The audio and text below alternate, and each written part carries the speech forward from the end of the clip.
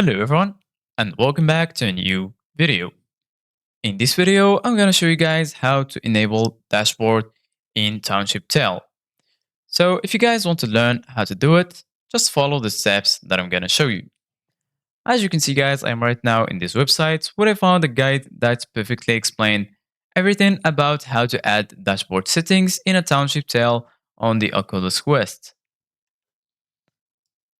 In the game, let's talk about the dashboard commands, hacks, and cheats you can use in a Township Tell. But specifically, this is to guide you through how to do this via your PC and Quest simultaneously because it requires you to use the settings board menu. You should have something tall for this board because the menu board is a bit large. Hold B and you will notice a new button if you have activated that settings enable commands. Once you activate that, you should have a large board that pops up in front of you, and you are just getting through all these things.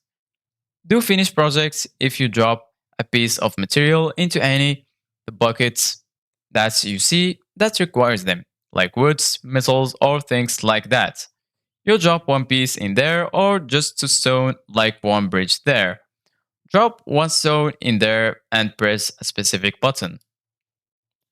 It will finish all the project in front of you. You can fill the community boxes, which will fill everything up everywhere. You can set your damage multipliers, and you can make it to where you are an instant master at anything in the game.